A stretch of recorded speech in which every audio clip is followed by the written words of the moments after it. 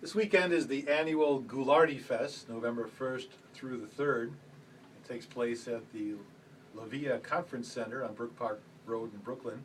It's always a big event for Big Chuck Shadowski, Little John, and all sorts of folks come in to enjoy just a unique event. And this year, something special is taking place.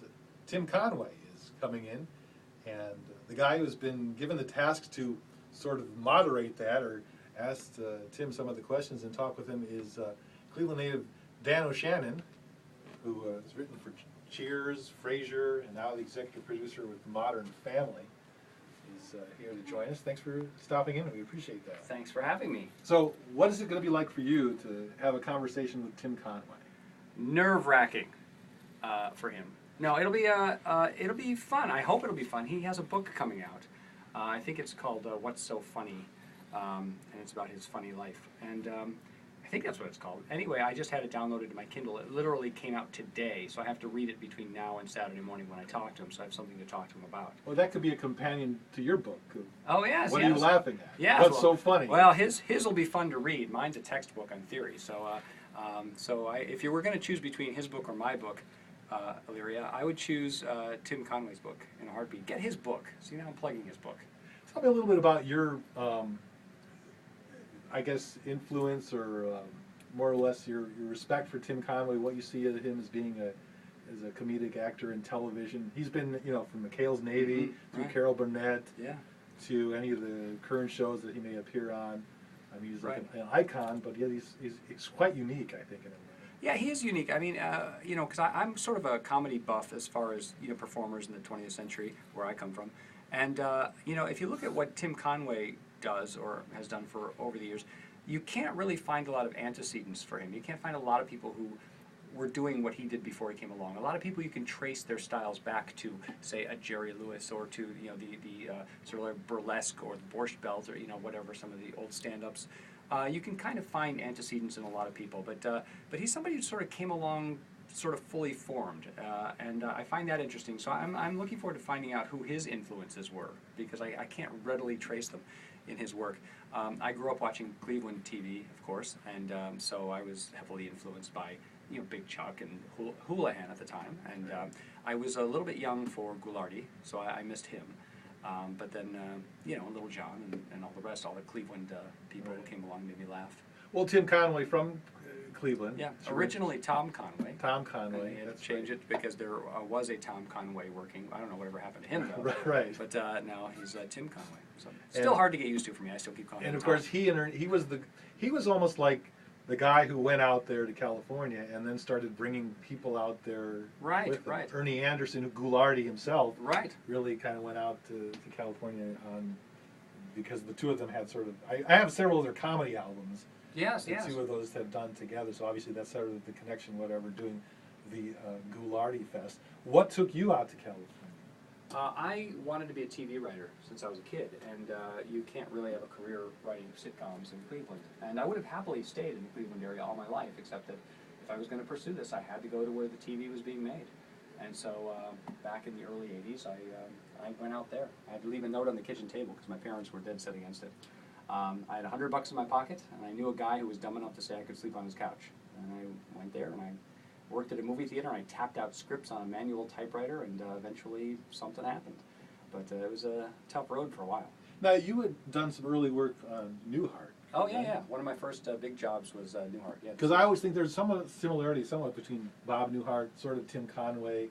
They're not like the loud comedians or people. They're very subdued. You kind of have to sort of get close to them to kind of appreciate their humor. Yeah, I think they both have that kind of very sort of white bread, middle America kind of thing. Bob Newhart, of course, from the Chicago area. And there's that kind of very American Midwestern, not very brash, not in your face. It's a very softer kind of, more kind of lovable comedy, I think, from both of them. Bob's, of course, a fantastic reactor. And Tim is a great reactor, but he also generates really funny material on his own. Speaking of reacting, and you're doing Modern Family now, that show seems to be made a lot of reactions. And there's almost a key to that where they kind of sometimes will throw a glance to the audience. Right. Is there a word for that technique? It's like breaking the fourth wall. They kind of talk? Cheating. Breaking the fourth wall is what it's been called. I mean, and that's not a new thing. I mean, that's something Groucho Marx was doing back in the movie Animal Crackers in like '28 or whatever.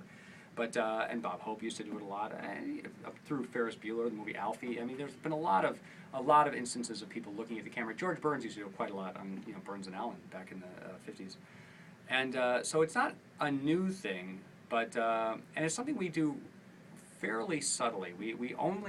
We have the interviews in the show where the characters are interviewed, but they really never seem to acknowledge any actual audience, and we never acknowledge whoever these filmmakers are. We never talk about a documentary being made.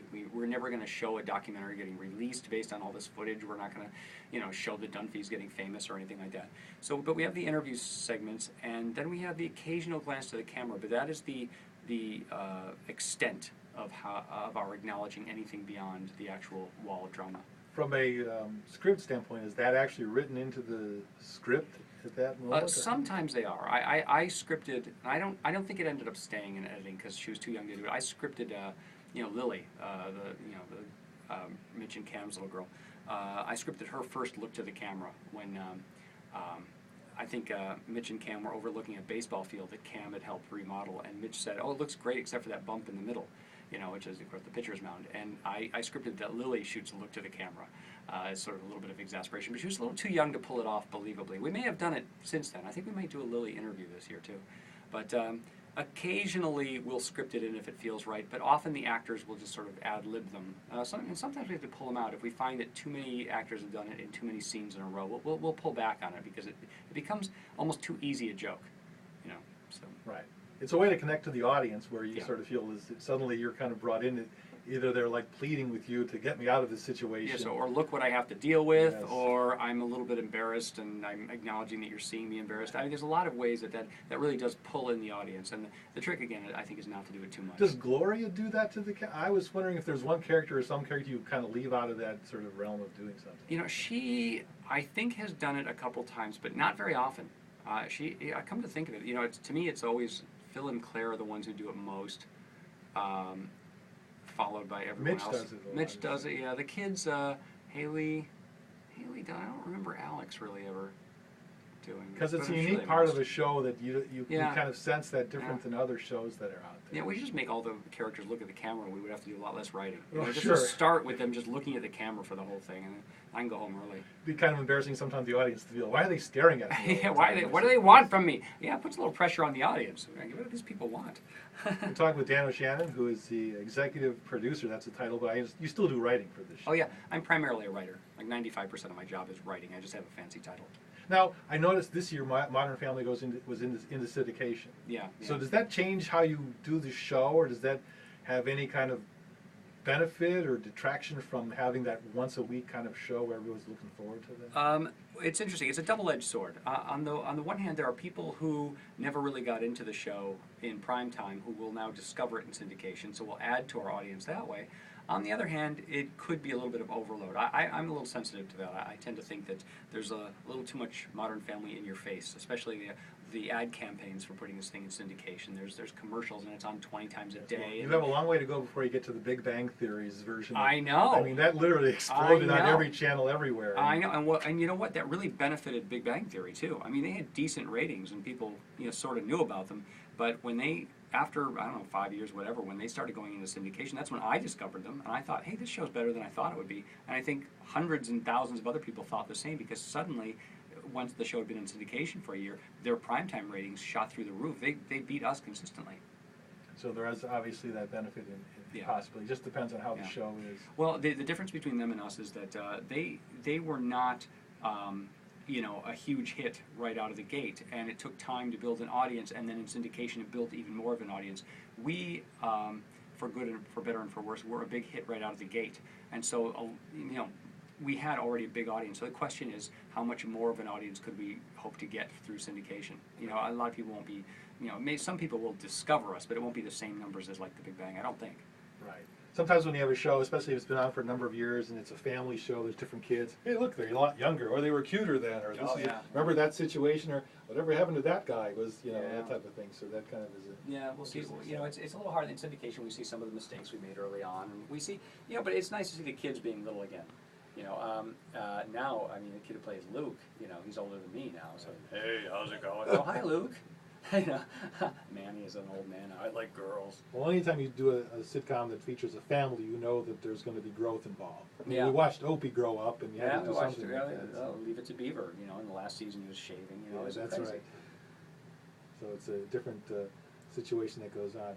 You're again coming out to Goularty Fest to talk with Tim Conway. Yeah, and just Have and you also met him just to before? hang out. No, I never. Well, I met him once. I think he did a guest thing on Suddenly Susan. And I said hi to him in passing. He better remember that.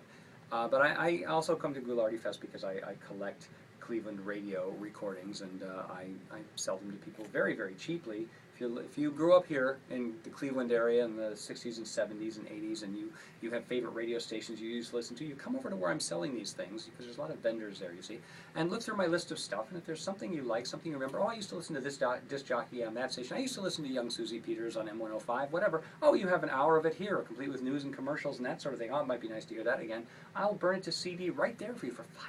It's crazy. Now, they're doing some reincarnation of, I guess, the Wixie 1260 there, the Super Radio, as part of the Goularty Fest as well. Oh, really? Is it's that got- like Ray Glasser? Is he the one doing that? Do you know? That I'm not quite Yeah. sure. He's I know that big into that. there's a lot of people that kind of.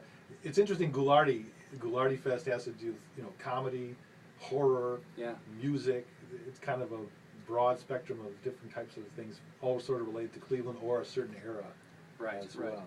It casts a wide net, which is good, and a lot of people get their kids into it, which is really nice. I expected it was going to be only old people like myself the last few times I've gone, but more and more it's younger people too who are getting introduced to all this old Cleveland video on YouTube and that sort of thing.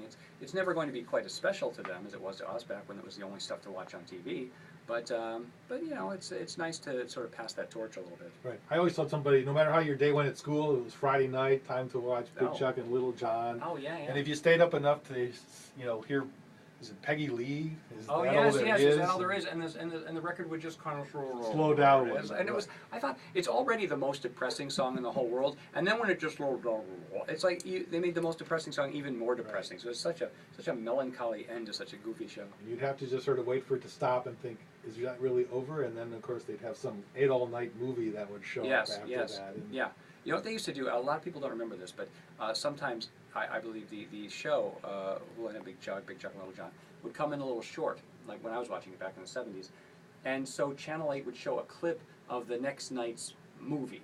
And sometimes this clip would be 2 minutes long, sometimes it would be like 10 minutes long, just to fill up airtime. Here's a clip of tomorrow night's movie. And it wasn't like a funny movie, it was just like some lame movie they found. And you'd watch 10 minutes of a movie waiting to come back to the last segment of Big Chuck. I'd forgotten all about that until someone reminded me. to see whether or not they read something you sent them.